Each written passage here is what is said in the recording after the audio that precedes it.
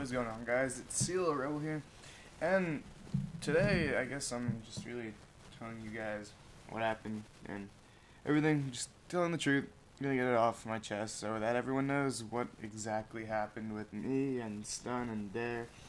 And I'm gonna go into detail. I'm gonna say everything that happened, word by word, by experience and by knowledge and by the truth. That if you don't want to believe the truth, then you don't have to believe it, but it is the truth. And alright, well, I'm first gonna start off with Stun, and I guess I got kicked from Stun according to Nix. Nix decided to take me out of the team because he thought it would be better for the team to not have me in it. So I'm gonna tell you why he did that mostly, and it was kind of because I did a little stupid thing. People think that I sub-bot and like-bot and all that stuff, and I mean, I really don't. Like, I don't do anything on any channels that I work with.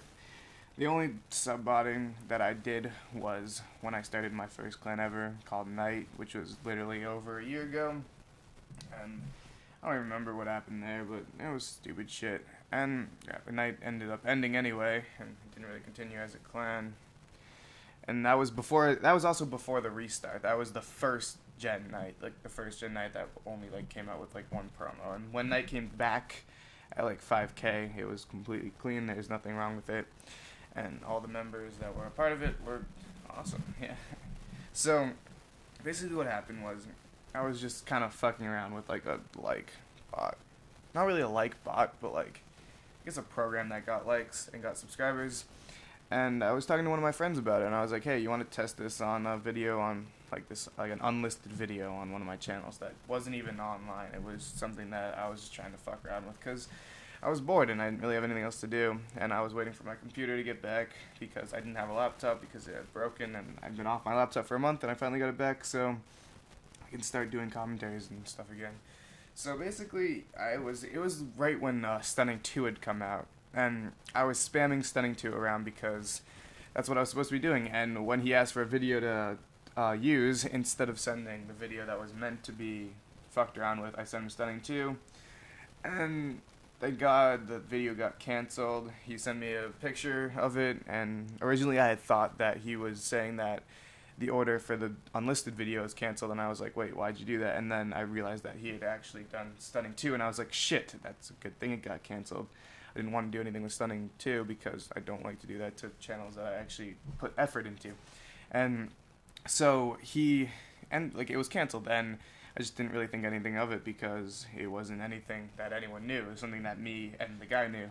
And then Nix got onto that Skype, and he saw the conversation, and he took it to mean that I was trying to bot Stun, and he got really upset. And Nix has always like been a great guy, but the one thing about him is he doesn't know how to see from both sides, so he only saw it from his point of view, I guess, and his point of view was that I was trying to fuck over the team and like try to like get like bots and sub bots on a team that he put a lot of effort into. And he also says that I didn't do anything for Stun, which I don't completely agree with, and he's probably gonna comment on this saying that I didn't do anything, but there are some things that I did. It does take a lot of background effort, like finding sponsors and stuff like that, looking for the players to really start the foundation of the team. And I put in a lot of effort to that, and I put in as much as I could while I didn't have a laptop. Alright, so that's the whole thing with Stun. That's everything that happened with Stun, and if you want to keep being my fan, if you want me to stay in the community, then I probably will stay in the community, but honestly, I'm not sure what I'm leaning towards right now. I'm not really know. I actually have no clue right now. It's going to be up to like the outcome of this video and what people think about this video and everything that's happened. So basically the Dare thing, and the Dare thing's where it really gets confusing. Like this part, I didn't get kicked from Dare because of what happened in Stun. I got kicked from Dare because of what happened between me and Crypto, and the whole thing that happened between me and Crypto was really fucked up, honestly. Like I honestly don't think that it was the right decision, because it was kind of like there was a lot of information that was being like swooped, or not really swooped around, but like put around to people, and a lot of people who didn't really know exactly what was happening because there was a lot of confusion going on. So I'm basically going to tell you everything that happened to me with Dare, starting from the beginning.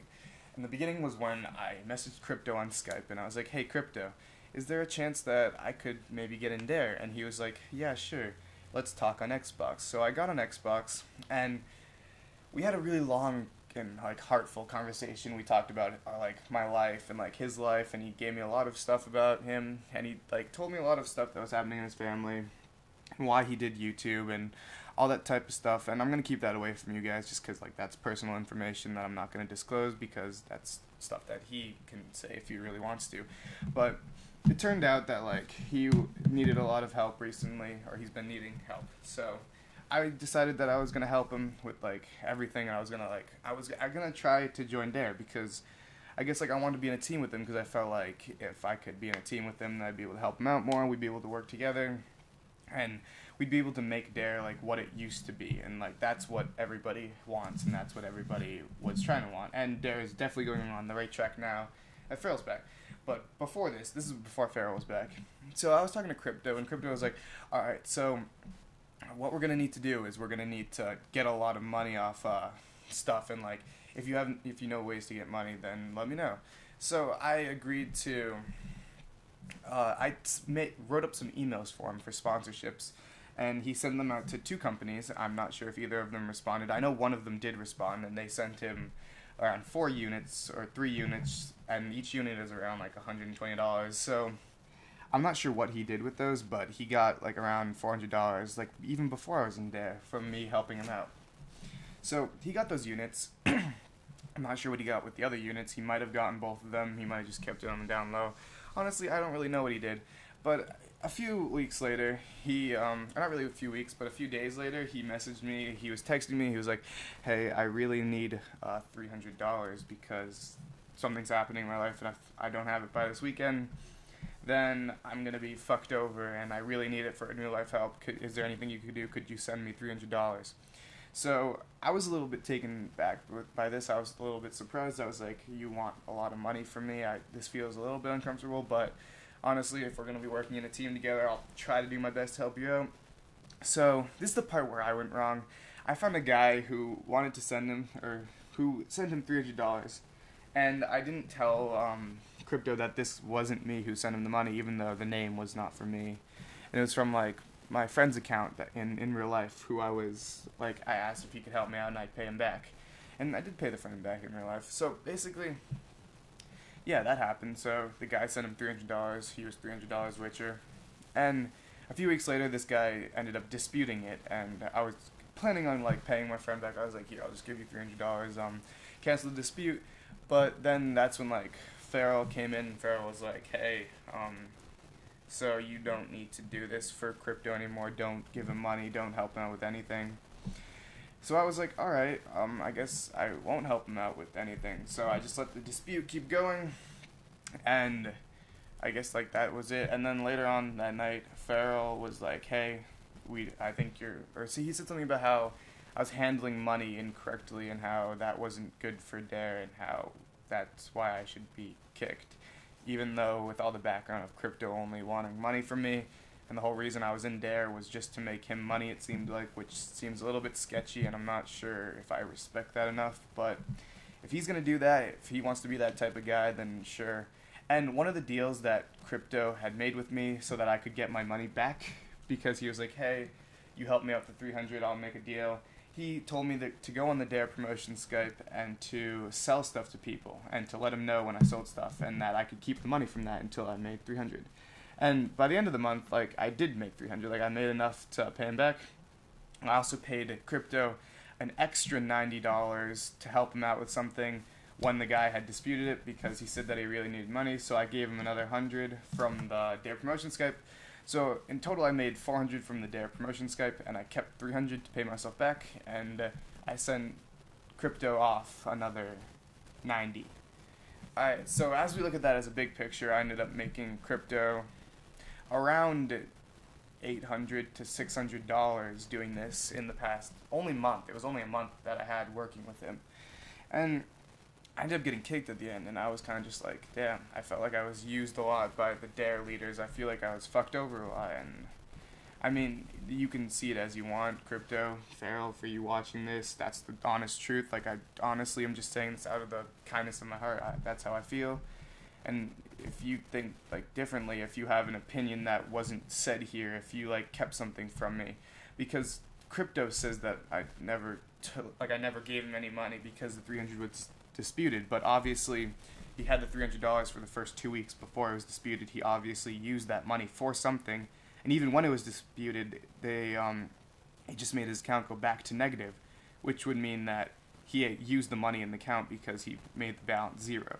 So that's kind of what I'm looking at. I'm like, I don't see how I fucked up the money thing. I feel like maybe like between me and crypto, things didn't go perfectly as they were supposed to, but like I put in a lot of effort and I tried to help and I got no output. So that's about it, and that's the honest truth. If you guys enjoyed listening to my commentary, I'm obviously gonna do more. Probably won't quit now I'm thinking about it, because I actually love doing this stuff. Like, I love doing commentaries for whoever watches it, whatever happens. And yeah, that's what happened with Stun and Dare, and I probably might pick up a new team eventually. I might go solo and just do commentaries about who knows what. I might just have fun with it. Subscribe, like, favorite.